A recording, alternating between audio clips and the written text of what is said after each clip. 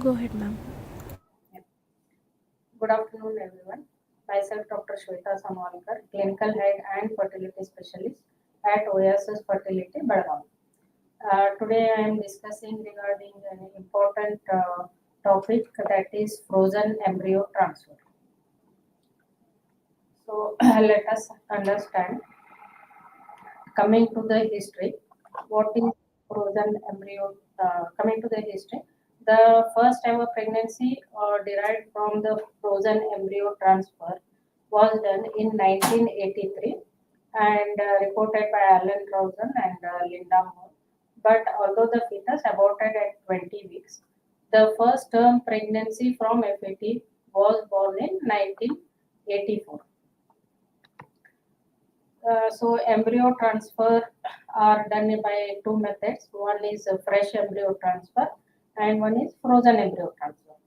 So what fresh embryo transfer is when the embryos are transferred in the same menstrual cycle.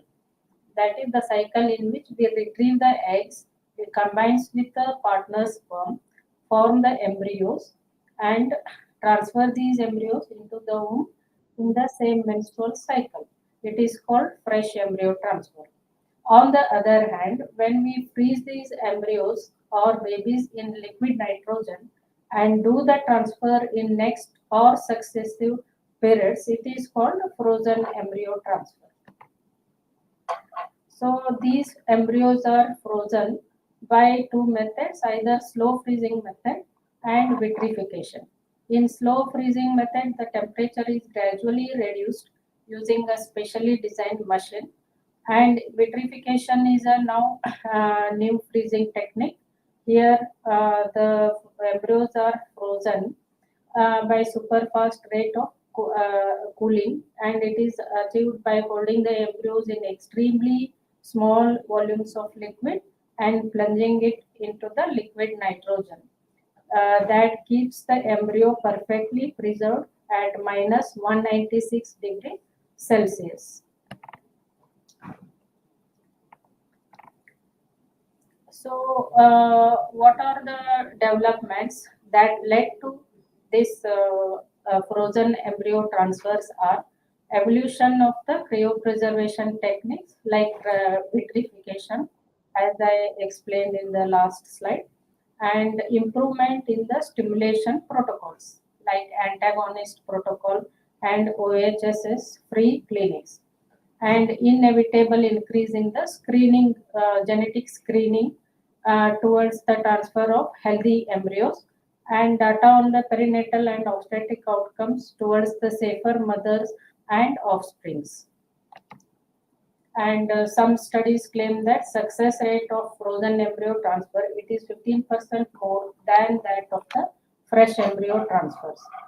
So, why this percentage has increased when we compare with the fresh embryo transfer is in controlled ovarian stimulation, there is a supraphysiological hormonal levels that cause impairment in the endometrial receptivity, leads to chances of failure in the pregnancy, and also it increases the risk of ovarian hyperstimulation syndrome, that is OHSS.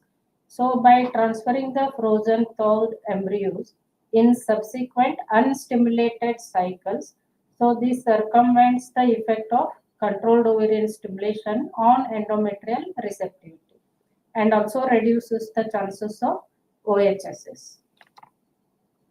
So, what are the benefits of this freeze-all policy is first strong argument for the FET strategy is prevention of ovarian hyperstimulation syndrome. So, for cases where there is a risk of OHSS, such as PCOD patients, then hyper responders in fresh IVF cycles, embryos can be frozen and transferred in a separate cycle to minimize the risk. So, by this significant lowering in the risk of OHSS leads to OHSS free clinics nowadays. Then, regarding embryo cryopreservation, If the couples or individual has surplus embryos from the previous IVF cycle, these embryos can be cryopreserved and later thawed for transfer in a subsequent cycle. Even these vitrified embryos have excellent survival rates following thawing, that is up to 90 to 95% survival rate.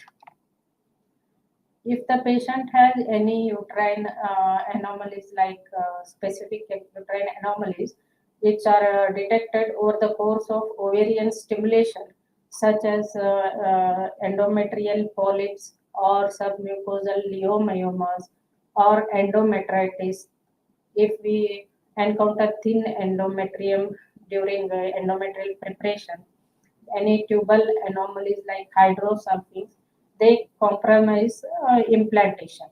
So even endometrial receptivity can become even more disturbed in endometriosis also. So these affected patients after the ovarian stimulation, in these all cases, freeze-all policy becomes very beneficial. Then pre-implantation genetic testing, the embryos that undergo PGTA for any chromosomal abnormalities or genetic disorders need time for test. It needs time for testing the results. The secondary benefit of freeze-all strategy, then it allows sufficient time for the patients to digest and further question the information they will receive following advanced genetic analysis of their embryos. Then in IVF cycle, ovarian multifollicular development with exogenous hormones exposes the endometrium to supraphysiological concentration of estrogen and progesterone, which can dramatically impact the timing of endometrial development, endometrial morphology, and receptivity. So studies have pointed out that after controlled ovarian hyperstimulation, the endometrium is able to reach its receptivity phase sooner. So an advance of the maturation of the endometrium by 2 to 4 days has been shown to occur based on large number of endometrial biopsies performed on the day of oocyte retrieval compared to biopsies performed in natural cycles. So even because of this shift in the window of implantation, uh, freeze-all policy has also increased the chances of conception in the subsequent frozen embryo transfer. Then inadequate serum progesterone levels, elevated progesterone at the end of the follicular phase seems to have a deleterious effect. Serum progesterone level higher than 1.14 nanogram per ml on the day of trigger. The chances of live birth were significantly increased after a freeze-all strategy compared with a fresh embryo transfer. And low serum progesterone levels before fresh embryo transfer could also have a detrimental effect on reproductive outcomes, thereby making the freeze-all approach a potential option to try improving the ART success rate. Then optimal timings like FET allows for better synchronization between embryo developmental stage and the uterine lining receptivity. So this is particularly beneficial for couples or individuals with irregular menstrual cycles or those who have undergone controlled ovarian stimulation. Then other any medical reasons, conditions, or the patient seeking treatments might necessitate delayed embryo transfer, making FET a suitable option. And other causes like fertility preservation in cases of patient undergoing cancer treatment, then woman undergoing donor oocytes or donor embryo transfer, recurrent implantation failure patients where PGTA is beneficial for the patient, and social reasons like if the woman is seeking for higher education and she wanted to settle later on in the life. In such patients also, freeze-all policy becomes very beneficial. So, what the common protocols for the frozen embryo transfers?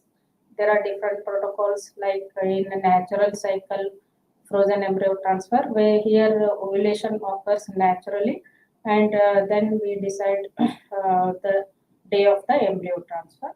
Then in modified natural cycle, ovulation is triggered here by injection HCG rather than the spontaneous LSR, and luteal support is given with the use of progesterone injections. Then stimulated cycle, ovulation is induced with either clomiphene citrate or letrozole or gonadotrophins, resulting in one or more follicles and corpus luteum formation. And in artificial cycle, here ovary is suppressed using injections, and here corpus luteum is not formed, and exogenous estradiol and progesterone is treatment is given for the development of the endometrium. So these are different protocols for the frozen embryo transfer. So overall, the step of IVF procedures is we are calling the patient on second day of the menstrual cycle, and we are starting the injections that to stimulate the ovary for to get the healthy egg production. This takes around 7 to 8 to almost 10 days for the stimulation and follicles to form. And once the follicles reached dominant, then we retrieve the eggs transvaginally. And after the retrieval, this fertilization of the eggs is done using sperms. Then the culture of the gametes are done, and we wait either for 3 days or 5 days. We call them as day 3 embryos or day 5 embryos, that is blastocysts. And these blastocysts, either we do freeze-all depending on the indications of the patients, or we do it fresh embryo transfer. And after the transfer, we wait till 14 days. Then the pregnancy checkup is done by urine examination and beta HCG blood tests. And for embryo transfer, we use embryo transfer catheter, which is flexible and non-traumatic, and we make the patient to lie down on a table in a lithotomy position and prepare the parts, clean the parts using normal saline, and under ultrasound guidance, embryo transfer is done. So it is a daycare procedure. Here anesthesia is not required, and it is very painless procedure. Then after the embryo transfers, we tell the patient to lie down for at least 1 hour in the hospital, and patient can go back on the same day after the procedure. Thank you. Any questions? I am ready to answer. How successful is frozen embryo transfer? So frozen embryo transfer comparatively with fresh embryo transfer, 15% chances more depending on the patient's age and duration of the fertility. Then success rate differs from person to person. How can I make my frozen embryo transfer successful? So if the patient has any imbalance in the hormones, or if the patient is obese and patient needs if thyroid or prolactin hormones, any hypothyroidism or hyperthyroidism, hyperprolactinemia, these all cases has to be corrected before the embryo transfer. Even if the patient is obese, then weight reduction is also recommended. And after correction of the any changes, then only embryo transfer is done, so that embryo transfer becomes very successful. Thank you.